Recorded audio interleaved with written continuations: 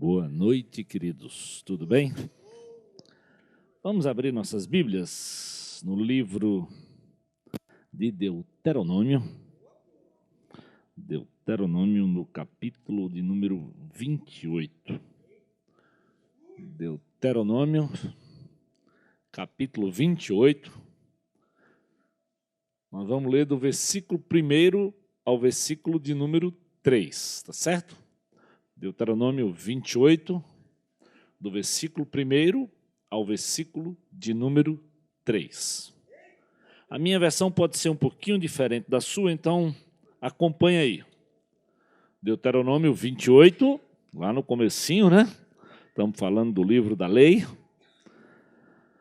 Diz assim a palavra de Deus: olha, se vocês obedecerem fielmente ao Senhor, o seu Deus, e seguirem cuidadosamente todos os seus mandamentos que hoje eu lhes dou, o Senhor, o seu Deus, os colocará muito acima de todas as nações da terra.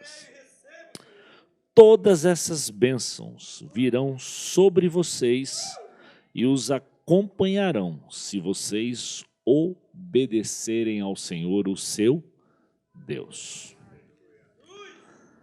Aí, vamos lá para o versículo 15, tá certo? Deuteronômio 28, agora o número do versículo é 15. Entretanto, se vocês não obedecerem ao Senhor, o seu Deus, e não seguirem cuidadosamente todos os seus mandamentos e decreto que hoje lhes dou, todas essas maldições cairão sobre vocês e os atingirão. Vocês serão amaldiçoados na cidade e serão amaldiçoados no campo. Vamos orar. Senhor, essa é a tua palavra escrita para a nação de Israel. Essa é a tua palavra que o Senhor deixou para que nós apliquemos e tiremos princípios também para as nossas vidas. E cada dia, Senhor, e cada instante das nossas vidas, nós temos a oportunidade de obedecer ou desobedecer. Fazermos a tua vontade, ou seja, nos apegarmos ao Senhor, como diz Tiago, e assim resistirmos ao diabo ou de cedermos à tentação e tropeçarmos, não fazendo aquilo que é a tua vontade e o teu plano para as nossas vidas. Por isso, nessa noite, Senhor, nós estamos aqui para avaliar como família, como povo de Deus, como nós podemos lidar com o próprio dinheiro, que pode ser bênção e maldição nas nossas vidas. Tem misericórdia de nós, Senhor, nos dê sabedoria, nos dê graça. É o meu pedido, Senhor, é a minha oração. Enquanto nós conversamos nessa noite, em nome de Jesus. Amém. Talvez porque eu vivi isso na minha casa do meu pai, ou seja, quando eu tinha mais ou menos 11 para 12 anos, o meu pai numa situação financeira econômica muito boa. E aquela coisa do interior, né, que quando um camarada ganha muito dinheiro, todo mundo quer logo que ele se envolva com política e ele seja prefeito da cidade. E o meu pai caiu nessa bobagem porque ele tinha ganhado muito dinheiro, se candidatou a prefeito da cidadezinha. E naquela campanha política, meu pai não só gastou todo o patrimônio dele, mas ainda tomou dinheiro emprestado para gastar naquela campanha política. E ao final, por alguns poucos votos, numa cidadezinha pequena, ele não foi eleito. E aquele camarada que estava ascendente terminou a campanha política quebrado que só arroz de terceira, como diz na brincadeira popular do interior. eu tinha de 11 para 12 anos, eu vivi, então, um drama muito forte, porque a coisa foi tão complicada, já que meu pai teve que tomar dinheiro a agiota emprestado, que ele teve que sair da cidade por um tempo, até para preservar a própria vida dele. Então, aquilo que estava maravilhoso se tornou um problema, porque eu fiquei sem ver meu pai quase 4 ou 5 meses. Ele foi trabalhar intensamente, primeiro para pagar os agiotas e poder voltar. Então, eu vivi mais ou menos aquela coisa da bênção de ter muito e de uma hora para outra não ter nada e virar como que uma maldição dentro de casa. Então, talvez você não viveu uma experiência tão pesada. Talvez você já viveu isso. Talvez você vive isso dentro de casa, né? Como pastor, talvez vocês podem pensar assim, mas por que o pastor Zé Edson fala tanto sobre dinheiro? É porque, querido, no escritório aconselhando, eu diria que mais de 50% dos casais que me procuram para resolver problemas, o problema passa por dinheiro.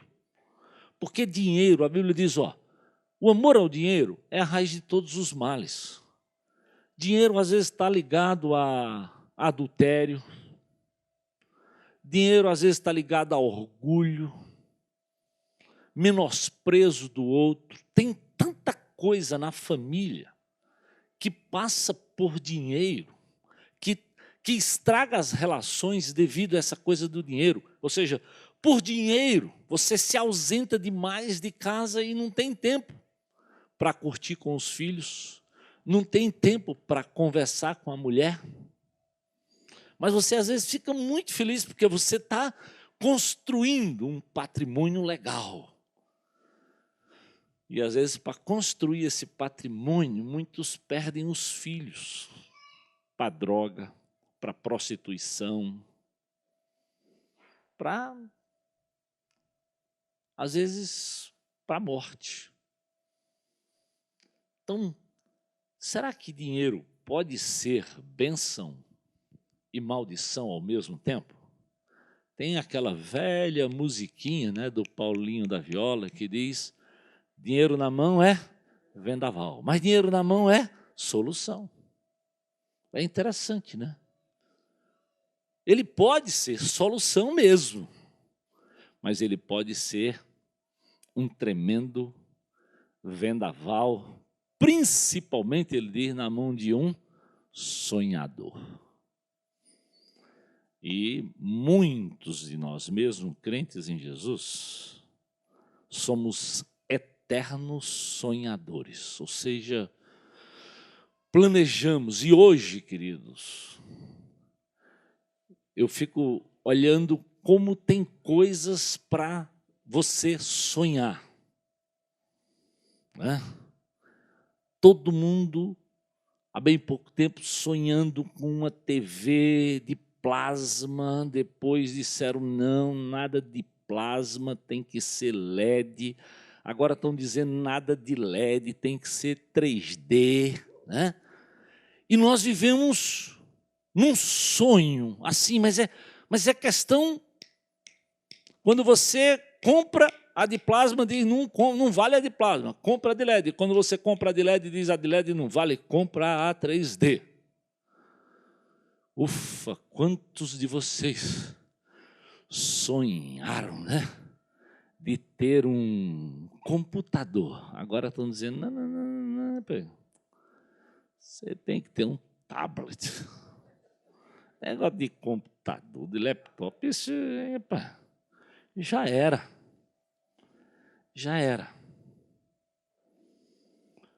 E aí nós vamos nessa coisa de um sonho sem fim. Eu fico lembrando, né, dos aniversáriozinhos dos meus próprios filhos. E hoje, quando eu vou, aniversário, às vezes de criança de 1 ano, em determinados bufês. Eu lembro que quando a minha filha fez 1 ano, eu comprei 4 pacotes de... Como é que chama? Lá em São Paulo chama bexiga. Como é que a gente chama aqui? Balão. Às vezes eu vou nesses aniversários e eu fico perguntando, gente, quantos balões tem? E eu pergunto às vezes para quem fez a decoração, 10 mil, 12 mil balões. Coitada da criança de 1 ano, não quer, tem nem ideia. E pensa na festa, né? E pensa no quanto custou. Vocês sabem que eu sou muito envolvido por cuidar da sala de noivos. Eu estou sempre muito envolvido com casamento. Fiz um ontem, fiz um hoje. Então, casamento é um negócio que eu, quase toda semana, eu estou numa festa. E eu gosto da festa de casamento. Mas eu confesso, vocês sabem que a minha cabeça é grande. Mas às vezes ela volta para casa, chega, perde os parafusos de contar quanto custou a festa. E às vezes se gasta numa festa de casamento 80, 100 mil. 100 mil. Que absurdo.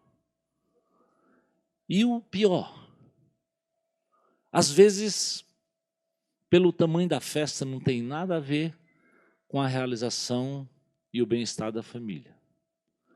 Às vezes esse casamento gasta tudo isso e a relação não demora 1 ano.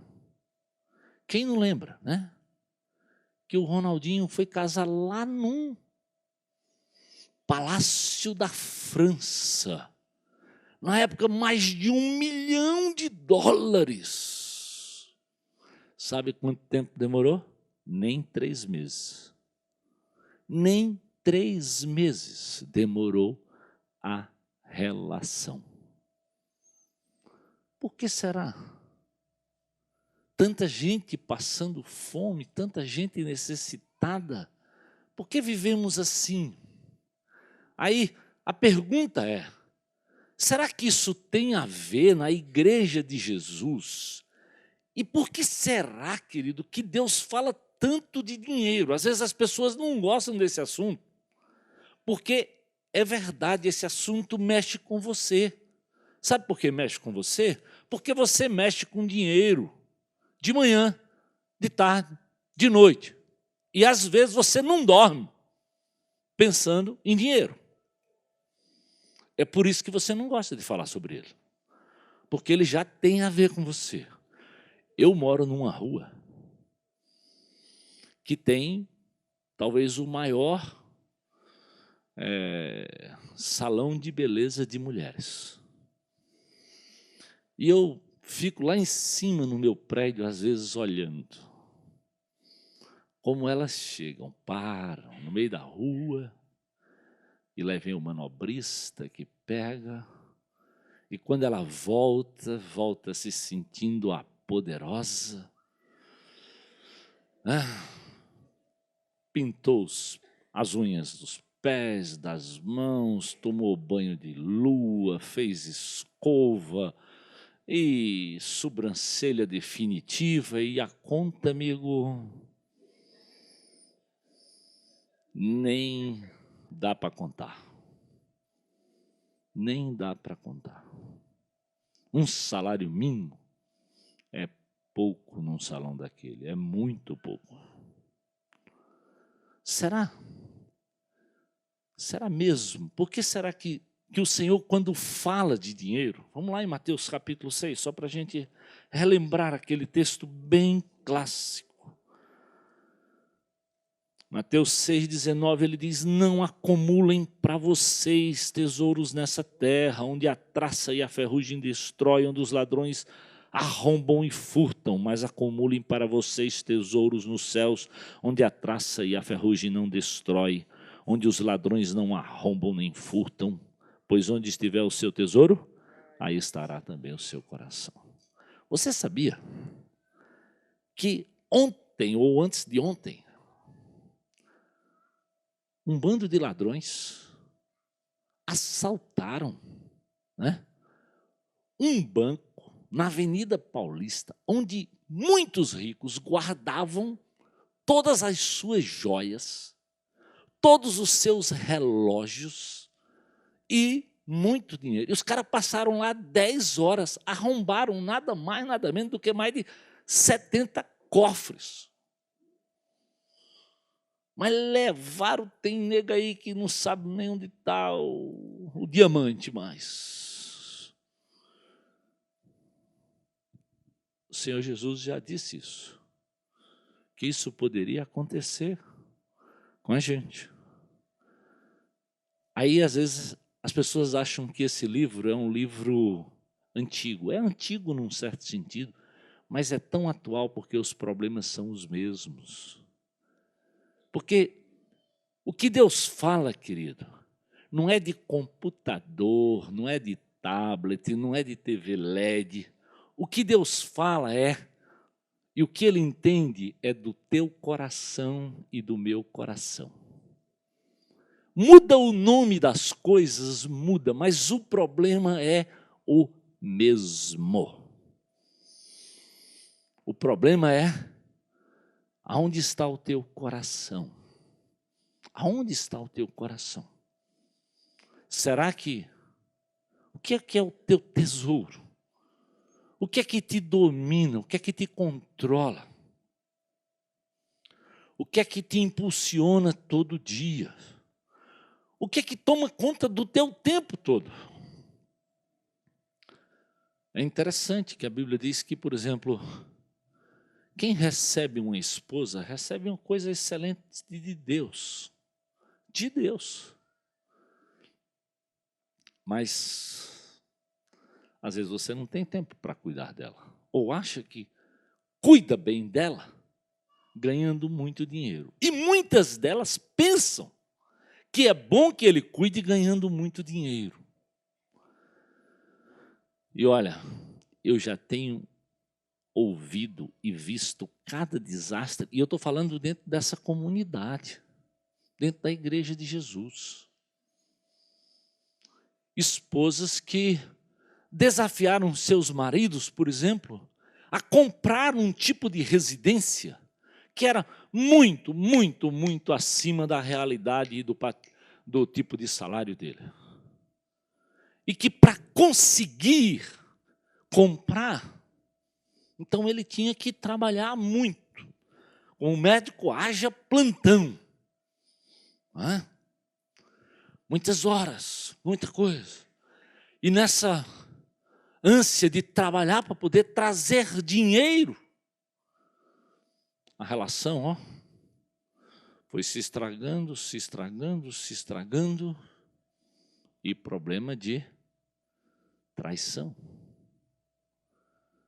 2 jovens, um médico bem-sucedido, a outra terminou direito, passou num concurso ganhando bem, e começaram cada um ganhando, mas ganharam tanto dinheiro, mas se envolveram tanto que ela traiu ele e ele traiu ela. E quando eu fui sentar com eles, sabe o que eles me disseram? Era muito melhor quando nós éramos recém-casados, nem terminando a faculdade, os 2 lisos, mas nós vivíamos muito melhor um para o outro do que agora, formados, eu ganhando tanto dinheiro, ela ganhando tanto dinheiro, e olha onde nós amarramos o nosso jumentinho, no adultério dos 2 lados. Então, solução ou vendaval? Por que será que a palavra de Deus é muito clara quando diz assim, que Deus fala tanto, tanto, tanto sobre dinheiro? Você sabia? Talvez você não sabia, Mas a Bíblia fala mais de dinheiro do que sobre fé e oração. Que é isso, pastor? Sempre impressiona, né? Mas é claro que eu não estou dizendo que dinheiro é mais importante do que oração e do que fé. Claro que não. Porque a Bíblia diz o quê? Que sem fé é impossível agradar a Deus. Mas é porque Deus conhece o meu coração, porque Deus conhece o teu coração e sabe que dinheiro é capaz de controlar o teu coração. Por isso ele diz, ó, onde tiver o teu tesouro, aí vai estar o teu coração. Quem sabe na sua casa você está vivendo isso. Quantas famílias desta igreja têm vivido essa loucura? E o que o diabo tenta dizer para você é que o problema vem porque você ganha pouco, então você tem que trabalhar mais, que se você ganhar mais, você vai resolver o problema.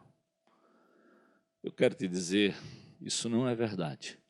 Essa semana teve um Globo Repórter. Eu separei só o testemunho de uma pessoa que eu queria que você ouvisse, para a gente debater um pouquinho. Então solta aí o videozinho aí do testemunho de uma pessoa. Não é uma bobinha não, ganhava bem. Eu tô na falência. Cheque especial, cartão de crédito e devendo pro banco. Depois de 28 anos de trabalho, não era desse jeito que Naira esperava viver a aposentadoria. Vendedora das boas, ela ganhou dinheiro, conquistou muitos prêmios e gastou muito. Eu comprava só roupas assim de marca. Quando eu gostava de um modelo de sapato, eu comprava 3 iguais, um de cada cor. Até a minha irmã xingava, né? Porque falava, imagina, você guarda dinheiro. Eu falei, imagina, que nada, tem que fazer o gosto da gente. Então eu achava que quando me aposentava, eu ia me aposentar com o mesmo salário, como se eu estivesse trabalhando. Mas me enganei. A renda caiu quase 70%. Naira até que tentou viver com R$ 1.600 por mês. Mas não conseguiu se libertar dos hábitos do passado de fartura. O dinheiro que eu ganho de aposentadoria não dá para pagar um plano de saúde. Ainda fui fazer a loucura de fazer empréstimo. Aí acabou, né? O que você andou comprando aí que você se enterrou em dívidas? Então, inventei de comprar um carro por R$ 7.000.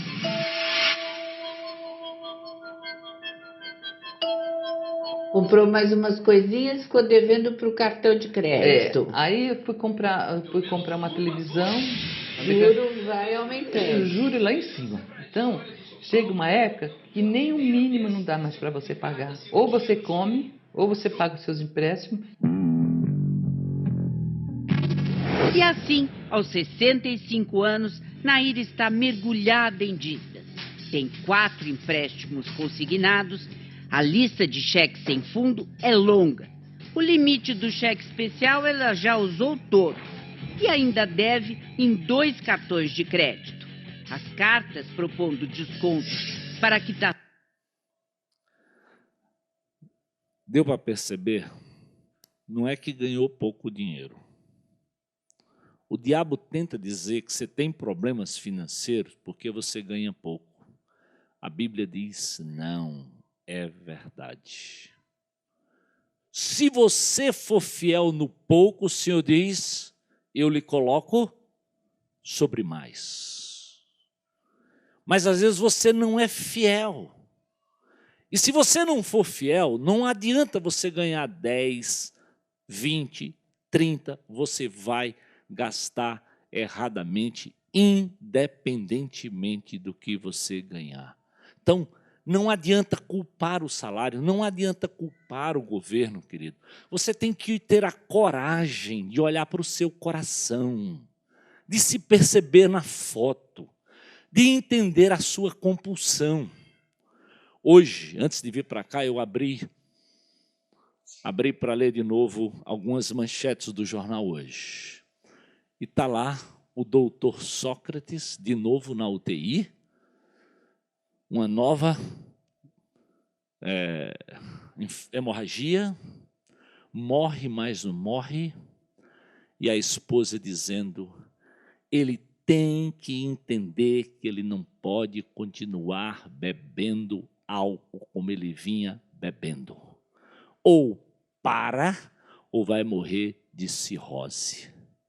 Como é que pode um jovem atleta, médico, você entende? Atleta, médico, as duas coisas de que alguém que teria que saber que não poderia viver.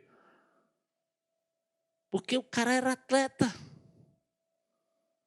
médico, conhece, mas se deixa dominar pelo álcool. Uma pessoa boa vendedora, ganhou muito dinheiro, mas não consegue perceber o amanhã, não consegue planejar, não consegue poupar, tem que gastar tudo. E gastar como? Sapato de marca disso, daquilo, e vai, e depois não tem. Então, como é que nós vamos dizer? O que dizer para Deus? Que nós somos desobedientes, que nós não nos submetemos. E é por isso que o dinheiro, que poderia se tornar bênção, bênção para abençoar sua relação com a sua esposa, bênção para abençoar seus filhos, sua casa. E olha, o que é que Jesus disse? Se você tiver o que comer e o que vestir, você deve estar o quê? Contente.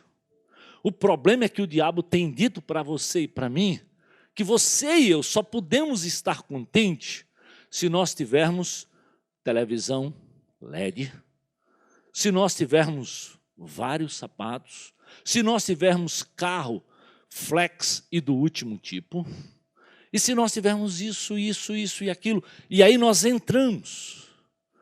Olha lá o que ela disse. Quantos cheques sem fundos? Empréstimos consignados. Essa palavrinha tem arrebentado muita gente. Meus amados, olha, eu quero que só que vocês compreendam como essa coisa é tão miserável, é tão terrível, porque tudo hoje conspira, preste atenção, tudo conspira para você comprar sempre e se endividar e viver devendo. Por quê? Você sabia que o maior lucro desse país, preste atenção, os bancos ganham mais do que a Petrobras, os bancos ganham mais do que a Vale do Rio Doce. Mesmo tirando tanto petróleo, vendendo petróleo, a Petrobras ganha menos dinheiro como companhia do que os bancos nesse país. Eu vou contar uma experiência para vocês. Há 3 anos atrás, eu ia comprar um carro. E eu quero dizer para vocês assim, quando eu acabo de comprar um carro, eu vou juntando dinheiro para eu trocá-lo daqui 4, 5 anos. Então eu vou poupando para no dia que eu for trocar, eu ter como trocar meu carro. Eu não gosto de trocar e financiar, ou seja, ir pagando depois. Eu prefiro ir juntando para quando eu trocar, eu já paguei. E um amigo aqui da igreja disse, pastor, deixa eu dizer só uma coisa para o senhor. Quando o senhor chegar na companhia, o senhor não diga que o senhor quer comprar o carro à vista. Porque se o senhor disser, ele não vai querer vender o carro para o senhor. Como é que é? Todo mundo, né, gosta de vender e receber lá à vista. Pastor, hoje é o seguinte, a maioria da turma que vende carro, eles recebem uma comissão maior da financeira, para ele financiar o carro, do que da própria revenda. A comissão da venda do carro é menor do que a comissão que a financeira dá para ele financiar o carro. Então, eles têm muito mais interesse de que o senhor compre o carro financiado, porque aí ele ganha mais do que dobrado, do que o senhor comprar à vista, porque ele só ganha a merrequinha da empresa. E quando eu cheguei lá, o vendedor olhou para mim e disse assim: eu conheço o senhor. Eu disse: de onde? O senhor não é pastor da igreja? Eu disse: sou. Ele disse: eu cheguei aqui de Recife, fui na sua igreja, gostei e tal, papapá. Rapaz, você é crente? Sou. Meu irmão, que maravilha, ótimo. Aí eu pensei: bom, senhor, agora eu vou poder dizer para esse camarada como é que eu vou comprar meu carro, né? Eu disse: pastor, e aí como é que o senhor quer comprar o carro? Eu disse: querido, olha, eu venho me preparando, eu acho que eu gostaria de comprar à vista. Aí foi assim, eu fui embaixo e disse: pastor, porque hoje a gente não tem esse carro disponível, mas está aqui, daqui a 15 dias o carro chega, e aí quando fechamos a negociação, bateu aquele sininho, pensa aquele mico, aqui um besta comprou mais um carro, e toda a loja viu, né? E minha esposa morreu de vergonha, mas tá bom. Daqui 15 dias eu ligo para o senhor vir aqui para a gente. Tá bom. 15 dias ele não me ligou.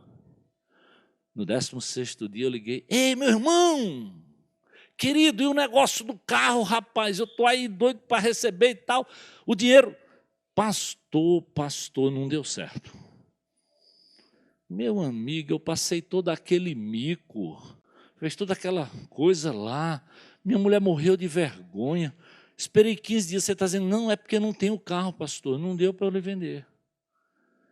Meu irmão, meu querido, e ele ainda era pernambucano, meu conterrâneo, meu irmão em Cristo, pastor, não tem jeito não. Aí eu só lembrava do outro irmão que me disse: pastor, ele não vai te vender o carro. Aí pode crer que eu pensei em ligar para a Polícia Federal, para ir atrás do meu direito, para ir no PROCON. Que é isso? Meu Deus, eu me planejei, eu me programei, eu juntei meu dinheirinho e agora não posso comprar. Que frustração. Não. Fui no 0800 da empresa. Aí liguei, 0800, disse: olha, deixa eu explicar o que aconteceu. Aí expliquei o que aconteceu. A mocinha disse assim: essa sua ligação foi gravada. O senhor não se incomodaria de ficar aí 3 minutos enquanto eu passava a sua ligação para o meu chefe ouvir? Eu disse: não me incomodo nada, eu espero numa boa. Pode passar. E ela passou o meu papo com ela para o chefe ouvir. Depois daqueles 3 minutos, ele falou comigo e disse: olha, seu Edson, eu queria lhe pedir perdão. Eu constato que o senhor é um cliente dessa empresa porque meu CPF acusava que eu já tinha comprado algumas vezes carro daquela determinada marca. E eu quero dizer para o senhor que, se tiver em Fortaleza, não é só naquela agência lá não, em qualquer uma das agências, esse carro que o senhor quer, ainda hoje em Fortaleza o senhor vai receber esse carro. Eu estou dando minha palavra em nome da minha companhia. Ufa, ele disse: agora tem uma coisa, eu vou ligar para aquele vendedor que lhe vendeu. Como é o nome dele? Fulano de tal. Qual é a empresa? Tal. Aí ligou. Disse: agora o senhor me espere, porque eu vou ligar para o senhor primeiro e depois ele vai ligar para o senhor. Que 10 minutos me liga: olha, pastor, tem o carro lá. Não precisa ir em nenhuma outra concessionária.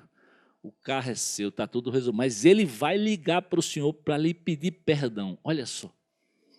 2 crentes, um outro que eu não conhecia, talvez um descrente no meio, fazendo ele me pedir perdão pela situação. Será que às vezes, como povo de Deus, nós não temos vergonha porque quebramos princípios, querido? Mentimos por causa de dinheiro. Aí, quando ele me ligou, foi assim: pastor, meu irmão, o que é que o senhor fez comigo? Eu disse: não impute o seu pecado a mim. Quem mentiu foi você. Por favor, não impute o seu pecado à minha pessoa, meu amado. Você me disse que não tinha o carro. Eu já ouvi do seu chefe que tem o carro e que você vai ter que me vender o carro pelo preço que você ajustou. Você que atrás de dinheiro se corrompeu. Eu não tinha o poder do apóstolo para falar para Ananias e Safira. A morte. Não tinha. Não tinha. Resultado, ele perdeu o emprego. Eu recebi uma carta da companhia, pedindo perdão, recebi o carro. E pior, 10 minutos depois daquele telefonema, eu tinha que ir lá. Pense o encontro fúnebre de dois crentes que era para se encontrar, para celebrar. Não foi? Ele não bateu o sininho, não fez toda aquela onda? Eu ia receber o meu carro. Pense o encontro fúnebre para receber uma coisa que eu ia comprar. Ele, está aqui o carro, foi lá no pátio, é esse aqui? Eu digo, é exatamente esse que eu lhe disse que eu queria. Exatamente com a mesma descrição que eu lhe paguei. Tá bom, é do senhor. E voltou, foi assim.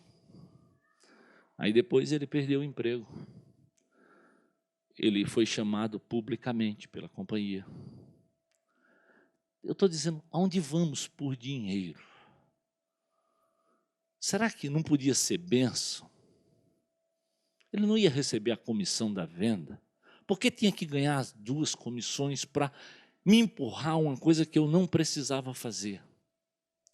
E isso, querido, acontece com você todo dia. Todo dia, todo dia. Por isso, quando você passa na rua, todo mundo quer lhe dar um cartão de crédito. Por isso que todo dia você recebe uma carta dizendo que você é um cara legal e que você tem um crédito. Use, use. Agora, use e pague o dobro. Use e pague o triplo. Isso não é amigo, querido. Isso é inimigo. Isso não é de Deus, isso é do diabo. Por quê? O que é que Deus pede para mim e para você? De preferência, a ninguém fiqueis devendo nada, exceto o amor. Você não precisa viver em... O diabo diz para você que você precisa. Você precisa ter o computador. Você precisa disso. Eu sei. Ele diz que você precisa. Jesus diz o quê? Se tiver o que comer e o que vestir, fique contente. Essa é uma geração doente porque não tem contentamento. Está sempre descontente. Porque está descontente, é depressiva, é estressada, é aprisionada. Porque tem que ter, tem que possuir. Aí, pior, hoje você sabe de tudo, o negócio é lançado na China hoje. Amanhã você sabe aqui, você já quer possuir. E aí vivemos nessa escravidão. E isso vem para dentro da tua casa. Vem para dentro da tua, vem para a tua mesa, meu amado. Vem para a tua conta bancária.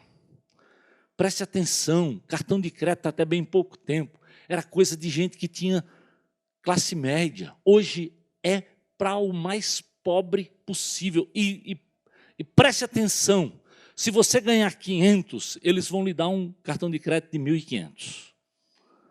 Porque no fundo, você vai ficar como aquela cidadã lá. Você viu lá, a continha lá? Ela ganhava agora 1.600. Só de cheque sem fundo, 23 mil e pouco. Agora pense o resto da dívida. É sempre assim.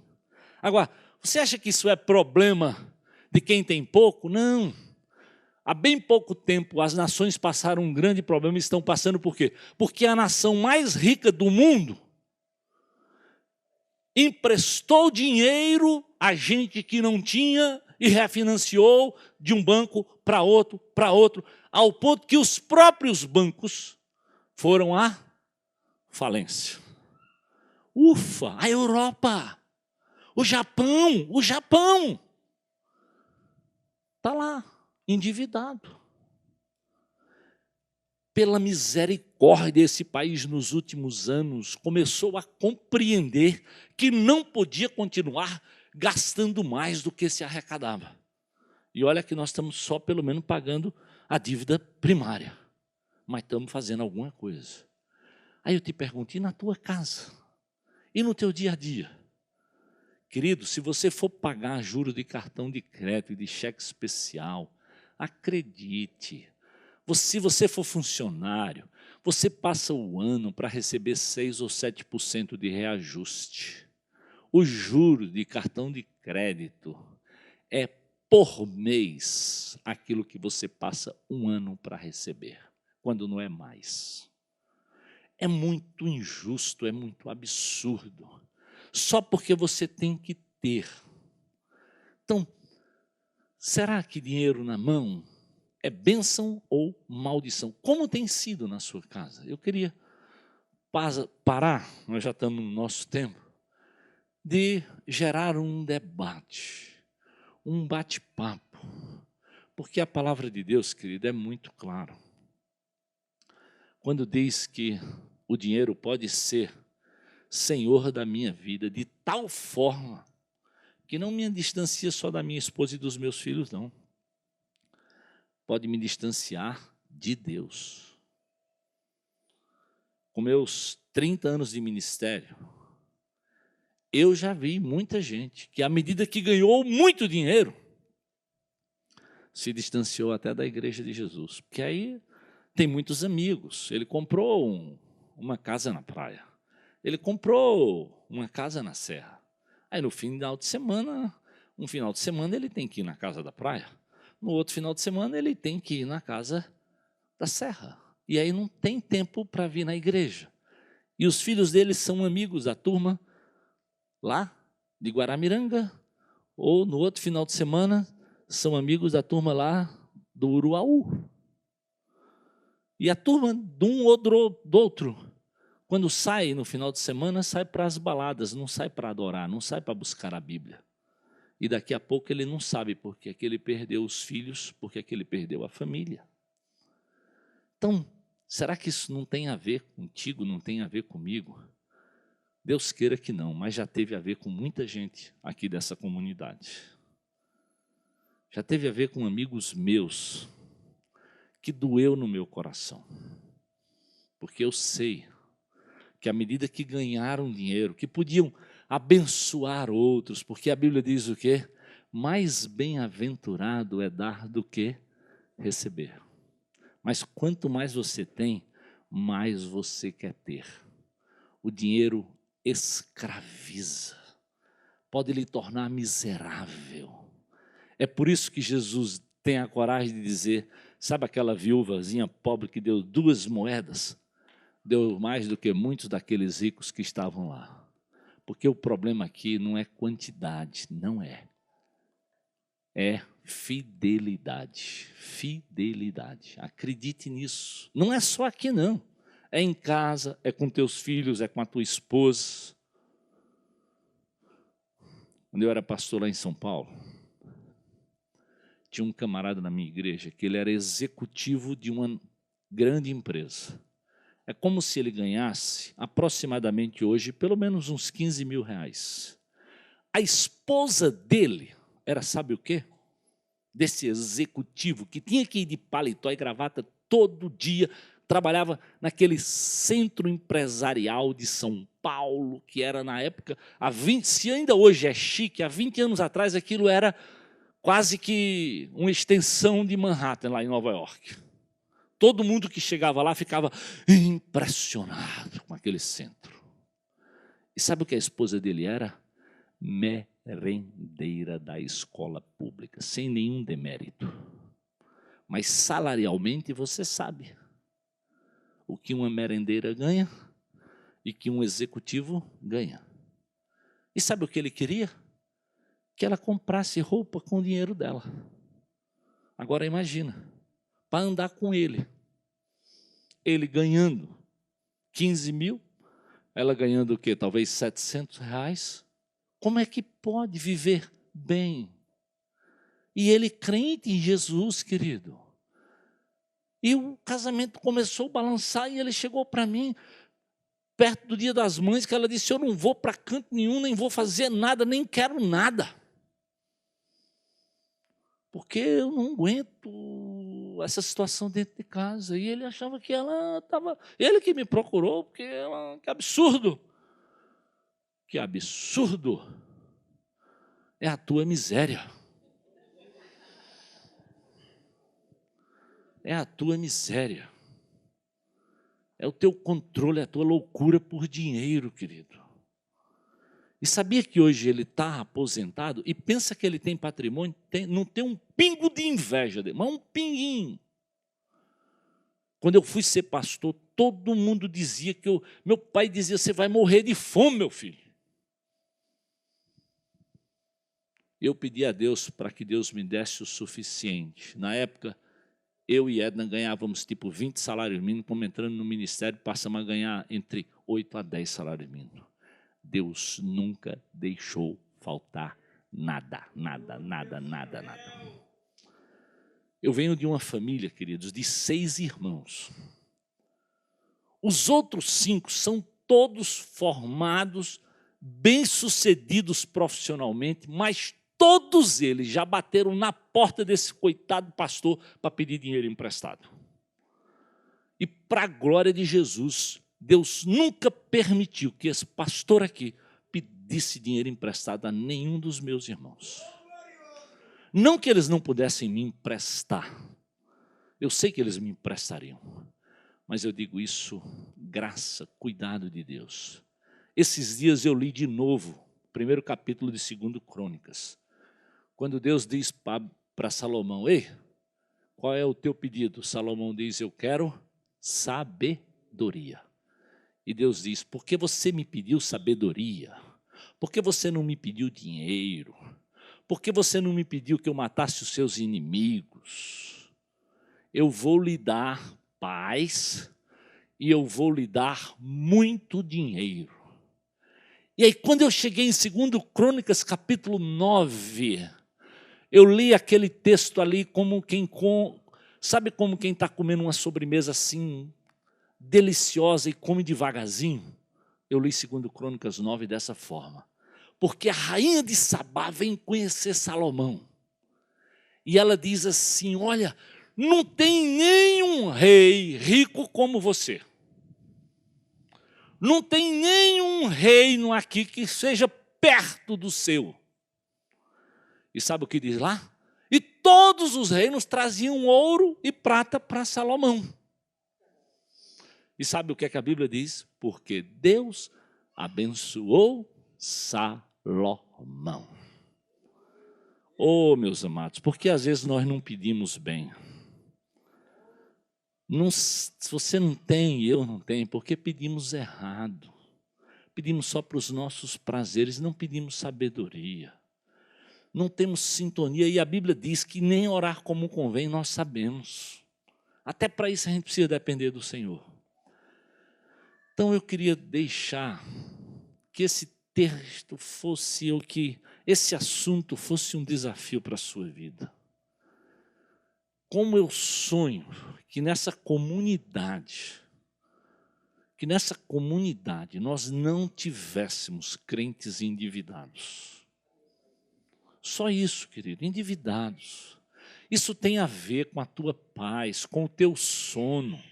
Tem a ver com a tua relação com a tua esposa, com os teus filhos. Acredite nisso. Aquilo que o diabo diz que você vai ganhar e você vai ficar. Você viu aí, não sou eu que estou dizendo. É balela, ganha dinheiro, mas você vai numa noia dessa. Mas às vezes o bacana chega com o carrão. Há poucos dias, suposto irmão que anda num carrão grande, aí pense na coisa chique. O camarada que trabalhou na empresa dele, chegou para mim e disse, pastor, eu fui no banco hoje e eu descobri que eu tenho uma dívida no banco e eu não comprei nada a prazo. Como é que é? Aquela empresa que o coitadinho trabalhou lá. Eu sei que quando não teve capital de giro, emitiu vários boletos no nome daquele camarada para levantar dinheiro nessas factories da vida e levantar dinheiro. Agora, na hora de andar de Hilux, anda para cima e para baixo. Na hora de pegar um próprio irmão e fazer um negócio desse, que vergonha, gente. Como é que pode? Eu acho que falta senso de nos olharmos e de percebermos que nós é que escolhemos errado. E aí trazemos para dentro de casa esse tipo de problemática. Em nome de Jesus, querido. Quando eu penso em ofertar, eu penso na minha gratidão do Deus que me dá sabedoria, que me faz cuidar do pouco, mas cuidar com dignidade. Com dignidade. E celebrar cada vez que o Senhor coloca algo na minha mão para que eu cuide. Quando eu estava para sair de São Paulo e vim para essa igreja, tinha um irmão meu que foi para São Paulo para fazer uma especialização. Ele era dentista. E ele terminou a especialização na USP e eu recebi o convite para vir para Fortaleza. E eu disse, amigo, eu não quero te deixar no meio da rua, não. Ele morava comigo.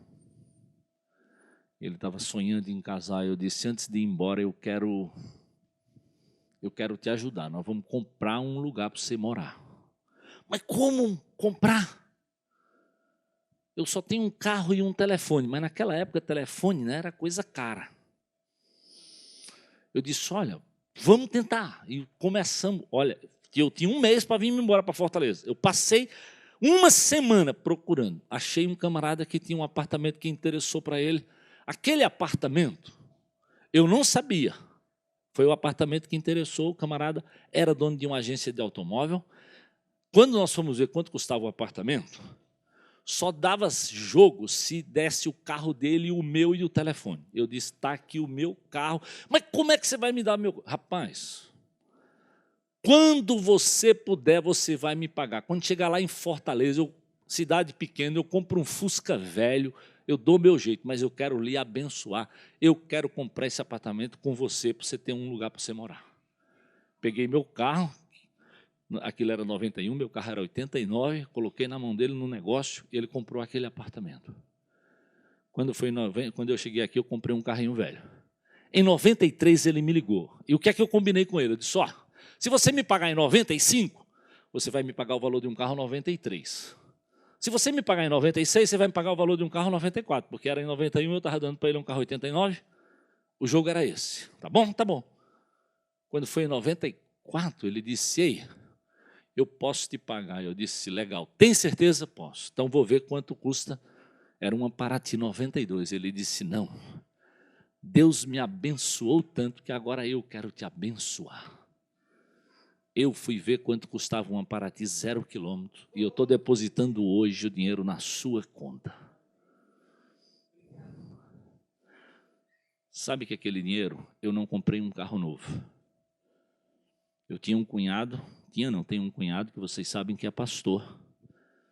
E ele morava numa casa pastoral. E eu disse para ele, você precisa ter sua casa, porque se você ficar doente, a igreja vai pedir a casa pastoral, você pode ficar na rua.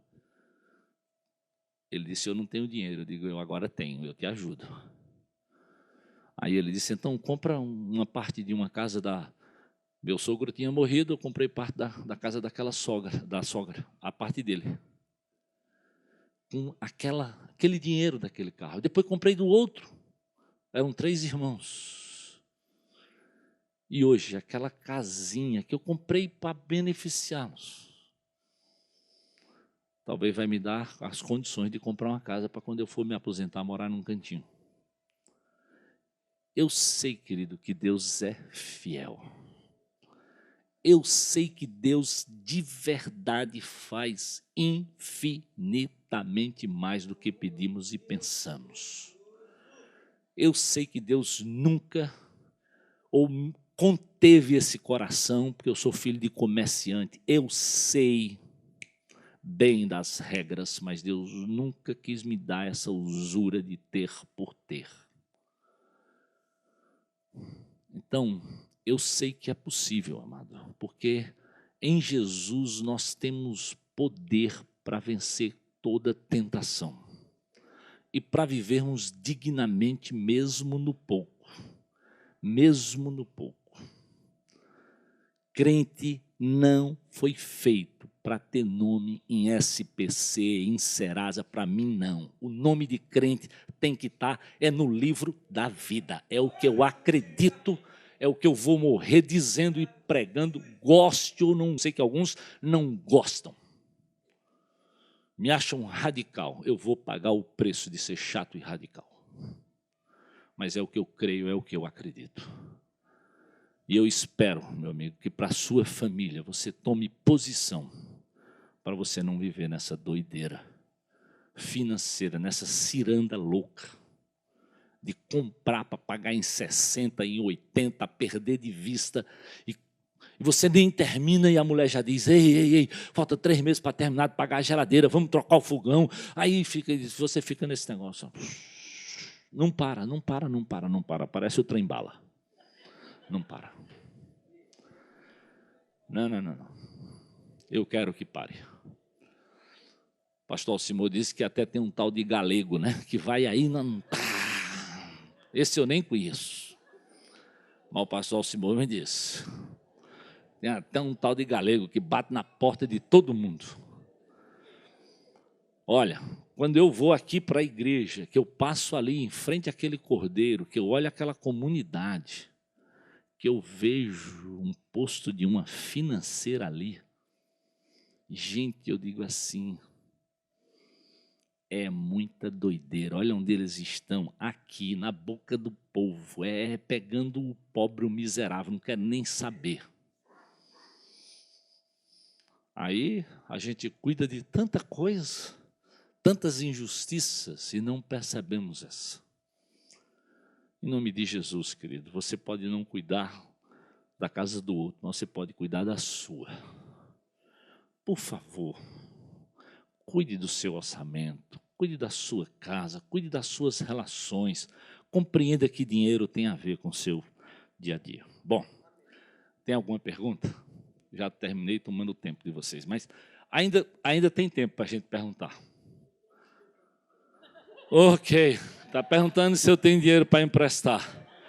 Graças a Deus eu não sou financeira, né? Graças a Deus eu não sou financeira, né? Então, mas já ajudei alguns irmãos, pela graça de Jesus, mas não vivo disso. Mais alguém? Falando sério, tem alguma pergunta? Nós temos ainda 3 minutinhos só para você perguntar. Esse assunto é incrível, né? Como não dá ibope. Como as pessoas não têm coragem de abrir. Pensa que é brincadeira? Não. Uma pesquisa diz que o brasileiro hoje fala mais da sua relação íntima sexual do que sobre sua vida financeira. Porque está quase todo mundo enrolado, então ninguém quer falar. Diga mais. Não é uma pergunta, mas é uma observação. Nós temos experimentado a bênção do Senhor nesse sentido, porque eu trabalhava numa grande empresa, ganhava muito bem, e quando nós decidimos ter o nosso segundo filho, junto com a criança, nós decidimos também que eu ia abrir mão desse trabalho para cuidar da minha família, dos meus filhos. E Deus tem provido. Nunca faltou nada. Ele tem multiplicado e, inclusive, muitas bênçãos na nossa casa. Amém. Glória a Deus. Alguém mais? Rapidinho, né? Opa, onde? Aqui, ok. Tá vendo? As mulheres falam, esses homens não gostam de falar, não. Pastor, assim, eu trabalho eu sou bancária, assim, eu sou supervisora de produção, certo? Eu tenho 22 pessoas trabalhando comigo. E eu digo para eles todo dia, se vocês não venderem capitalização, se vocês não venderem o cheque especial, vocês não vão garantir meu emprego, eu mato vocês tudo enforcado. Senhor, desculpa, mas assim, é meu trabalho. Eu trabalho com isso, eu trabalho com metas a cumprir. E isso é pecado? Ok, deixa eu dizer uma coisa aqui. Não, mas obrigado pela sinceridade e pela transparência. Primeiro, isso daqui, queridos, é para você entender. Todos eles são treinados para ir. Todos. Toda empresa treina. O vendedor, o gerente, toda empresa. Que, se você trabalhar, ela trabalha num banco, mas o que vende remédio tem que vender mais remédio. Hoje é assim, aí quando você vende 10, no mês que vem você tem que vender 11. Quando você vende 11, no outro mês você tem que vender 12. Então, infelizmente, esse é o mundo que nós vivemos. Então, eu acho que trabalhar pelas metas da empresa, você tem o direito. Agora, dizer assim, se você não fizer isso, eu vou lhe matar, aí, peraí. Né? Eu estou dizendo assim. Mas trabalhar pela meta, e eu quero dizer, e é difícil mesmo para um crente em Jesus que está num negócio desse.